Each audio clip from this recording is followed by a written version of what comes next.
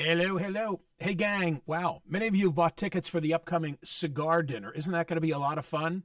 I think. No, it's going to be great. It's going to be great. The booze are going to be great. The cigars are going to be great. The food's going to be great. The stories, I don't know. Today, I invite you to check out the Parks Casino in Shippensburg, which is in central Pennsylvania. Pennsylvania's newest casino, Parks Casino Shippensburg, has free live entertainment every weekend. By the way, you can drive to central PA right now. Just look at all the yard signs and enjoy not only the foliage, but the campaign in its final week. I'm looking at you, Hagerstown, Maryland, and Winchester, Virginia, and Chambersburg, PA, Martinsburg, West Virginia. Friday night is comedy night. Saturday night, Parks Casino has live music. You can bet sports on the Bet Parks kiosks. The Side Pocket, catch all the football action every weekend starting at noon. Enjoy the Side Pocket Stadium menu. Parks Casino Shippensburg, close to Western Maryland and Northern Virginia. A lot of action inside, 500 state-of-the-art slot machines, 48 live dealer electronic table games featuring blackjack, roulette, and more. A great happy hour daily at 4 p.m. It's 4 o'clock somewhere. Get in on all the action. The all-new Parks Casino Shippensburg off Interstate 81. Visit parkscasino.com. Got to be 21. Gambling problem? Call 1-800-GAMBLER. Time now for the headlines from the Tuesday edition of the newsletter, meaning next Tuesday is the Tuesday. I have all the metrics in front of me, and for the benefit of those watching on YouTube, we'll just blow right through them. You can go to the Real Clear Politics average and see that Donald Trump in the national polls is up 0.2. That is a change in the last couple of days. In the battleground states, he's up 0.9%. He leads all 7 by just a whisker. All margin of error stuff, but all 7 of them nonetheless, which is interesting. Then, in the newsletter today, a story from USA Today talking about the betting markets. The betting markets, bettors increased former President Trump's lead over Vice President Harris in the presidential betting odds as the race draws closer to its final week. The increase comes a week after the Wall Street Journal reported that large bets had been placed in crypto for Polymarket that dramatically shifted Trump's odds. So this is interesting. There's a graph that accompanies the story that shows that Trump is a minus 188 to win. So that means that if you bet $188, you'll win 100 on Trump. Do we have, Lecco, the graph that we can show? There we go. Check that out. That's what that means, TC. He's a minus 188. So you've got to bet 188 to win $100 on Trump. Do you see that graph? And then I'm looking at it right Harris now. Yeah. is a plus 150, so you bet 100 and you win 150 on her. That's what it means. So he's the favorite in the betting markets. And we've said all along, follow the money. Can you? Like, is that? I don't know. Or is it emotion? Is it emotion? But I'm giving you everything. I've given you the polling data. I'm giving you the betting data. Now, here's 538. Their simulations. All right, go ahead. 54 times out of 100, they say Trump wins. 46 times out of 100, Harris wins.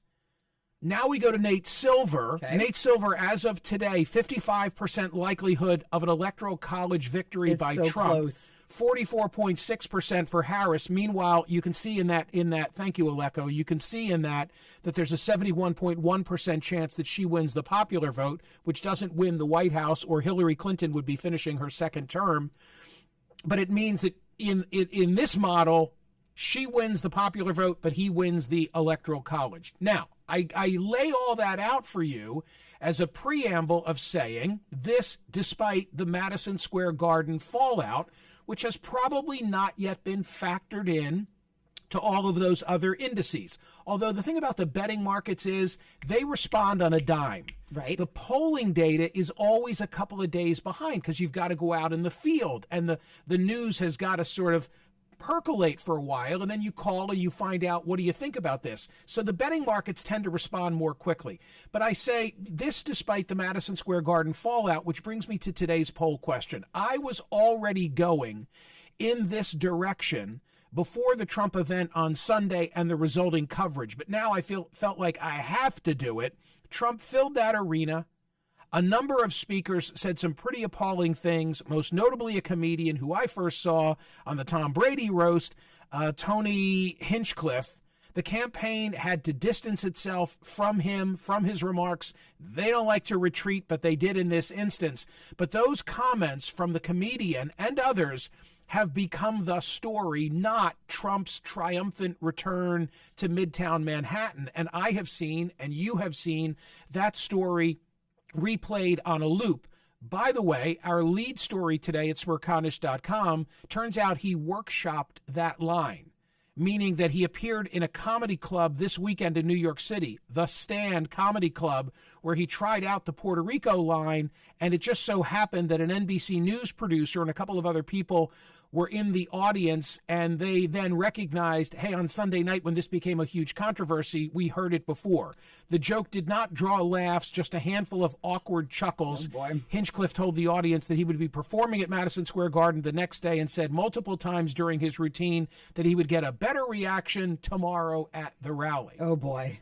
I So- wonder if he did what about the immigrant line? I mean, there were several lines that you could have taken umbrage with. But yes, the Puerto Rico line is getting the most attention, for sure. And the chyrons and the characterization of you the and I have been whole- watching this for now 24 hours. Correct. Yes. So it brings me now to Alicia Finley in the Wall Street Journal, published Sunday before the rally and included in yesterday's newsletter. The columnist for the Wall Street Journal says Democrats are having a panic attack as Donald Trump pulls ahead in national and battleground polls with a little more than a week to go. 3 surveys in the past week show that voters rate him more favorably than Harris.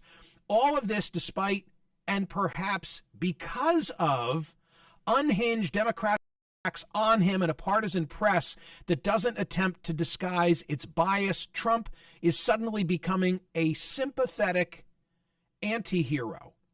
That is the basis for today's poll question. I reworded it. She concludes by saying Americans don't like being condescended to by the media that denies everyday realities. Until Mr. Biden's disastrous debate in June, the media insisted the president was sharp as ever. Ms. Harris still does. The wording is opposition from the dominant media helping Donald Trump. Is opposition from the dominant media helping Donald Trump? Yesterday, TC J.D. Vance addressed the joke, said he hadn't watched it, hadn't heard it. Nevertheless, he offered an opinion. Now, I've heard about the joke. I haven't actually seen the joke that you mentioned, but I think that it's telling that Kamala Harris's closing message is essentially that all of Donald Trump's voters are Nazis, and you should get really pissed off about a comedian telling a joke. That is not the message of a winning campaign. And most importantly, it's not the message of a person who's fit to be the president of the United States of America.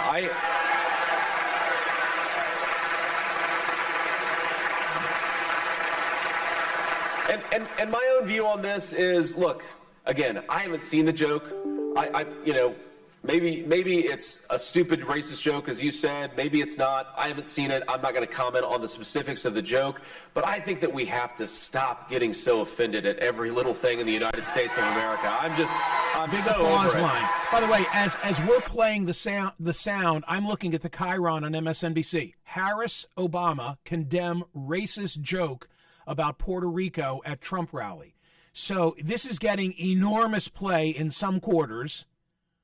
Is it moving the needle? And might it be actually helping Donald Trump? That the media is so all in now in highlighting, I'm not going to say attacking him, I'm going to say in highlighting some of the statements that were made at Madison Square Garden. Is it actually going to boomerang to his benefit? That is the poll question today at Smerconish.com. More headlines now from the Tuesday edition of the newsletter. So an Abby Phillip hosted CNN segment went off the rails last night. Off the rails. I've read about it. I haven't watched it. Dan, help me. Tell me what we're about to do before we do it so that I know. So we're going to be right. It's just a minute long, and it's right where it starts to get heated in the conversation. Let me set it up then from this story from NBC News. CNN has banned a conservative commentator from appearing on the network after can't appear again, pardon me, after he told a Muslim journalist, I hope your beeper doesn't go off, an apparent reference to the spate of exploding pagers in Lebanon that killed members of the Hezbollah militant group last month. Ryan Gerdusky made the comment during a heated debate with Mehdi Hassan, a prominent British-American broadcaster and an outspoken critic of Israel's war in Gaza on CNN Newsnight with host Abby Phillip. The guests were discussing the racist jokes made by comedian Tony Hinchcliffe, which we were just talking about, which overshadowed former President Trump's rally at Madison Square Garden. As the debate turned fractious, Gurdusky and Hassan sparred over whether the latter had been labeled anti-Semite. I'm a supporter of the Palestinians. I'm used to it, Hassan said. And then came the key line. Let's all watch and listen. I get it. Nobody wants to be called Nazis. It's very inflammatory. But if you don't want to be called Nazis, stop doing it. You're called an anti-Semite more than anyone else's table. Yeah. And people will sit there and, no, by me. I never called you an anti-Semite. I mean, I'm not sitting here saying... I'm a supporter of the Palestinians, so I'm used to it. Yeah, well, I hope your beeper doesn't go off. The thing is that... Did you just say I should die? You should not... No. Did you just say I should be killed? No, I did not say that. No, I did not say that. Hold on. Did your guest just say I should be killed on live TV? I said I hope you're... Let me just stop. You said you hope my beeper doesn't go off. Because you said I'm a supporter of the Palestinians. Of Hamas? Guys, let me... Palestinian. Are you a supporter of Hamas? No, of course I'm not saying that. Are you a racist, violent person inciting violence against me? Ryan, that's disgusting. that is completely... No, I apologize. Good job, CNN. Let's have first block say the Muslim guy should be blown up on TV. Don't say then I apologize. You literally... I thought you said Hamas. You didn't think I said Hamas. I said I supported Palestinian rights. Why? Because when you hear What's funny is Rudy Giuliani said this yesterday, so you're a great guest to be here to defend Rudy Giuliani. I wasn't going to entertain nonsense today, and so at this point, this is what we're in now. This is America in 2024. Here's what I will say.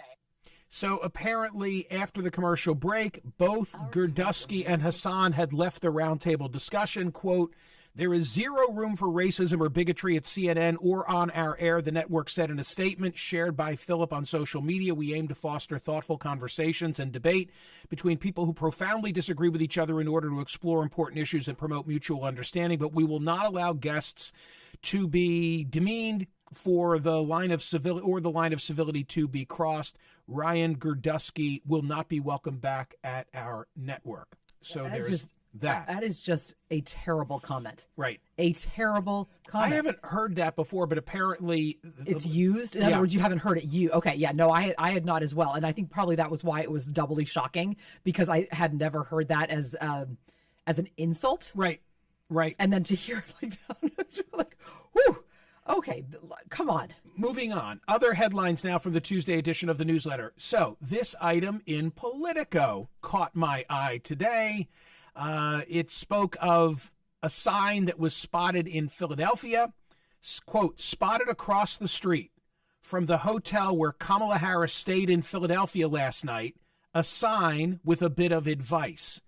Kamala, shorter answers, get to the point," said the all-caps message taped to the side of a brick building in the city's center. It's not entirely clear whether the sign maker was offering the vice president a friendly suggestion, yes, or calling attention to Republicans' frequent critique of Harris as wordy and indirect. Well, this is the follow-up impact segment of the program.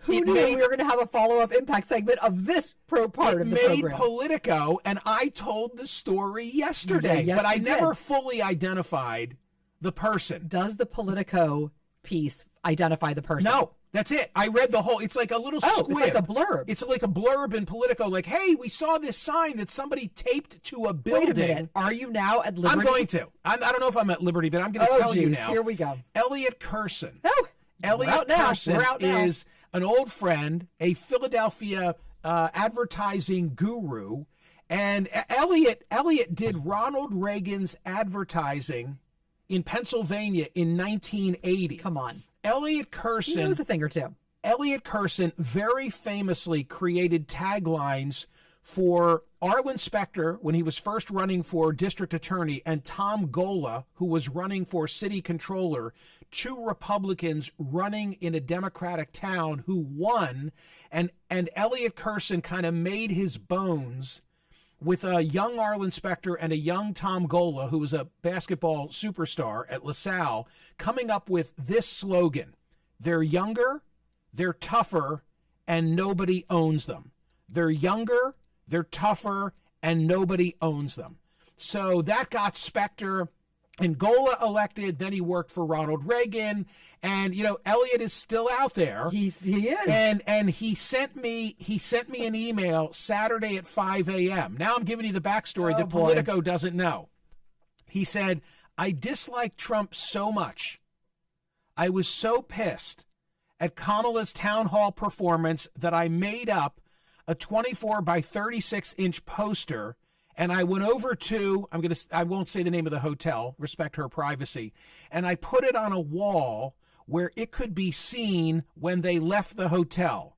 I wouldn't call it word salad. I would call it insecurity, the worst thing a leader can show. That's when my gut said Trump could win." So that sign, and TC, notice the graphics. Thank you, Aleko. Notice just like how nicely, that's like not a homemade sign. Like if I made a homemade sign, it'd be me writing on a yellow legal pad. With purple Sharpie. Like his has Kamala in black, underlined in red, Yes. and then in blue. Shorter answers, Period. get to the point. Period. But I think it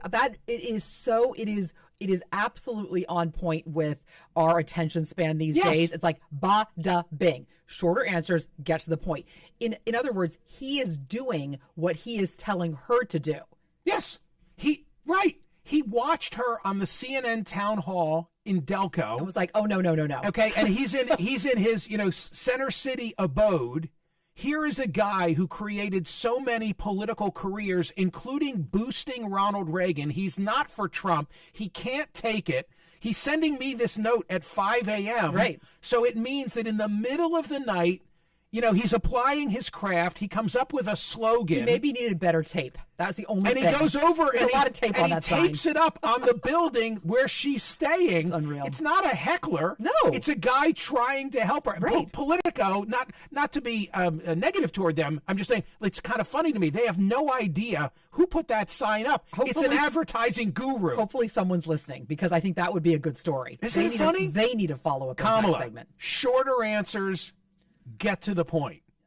My favorite story in the newsletter I know today. it is. And only people who are listening and watching us now will get the full impact, because even newsletter readers who only see the Politico story, they won't get it. It's amazing. So you're welcome. Yeah, you're welcome. You're welcome, This is what all you of get. you. You're welcome. What I'm hearing here is no more word salads, just meat and potatoes. Exactly, Dan.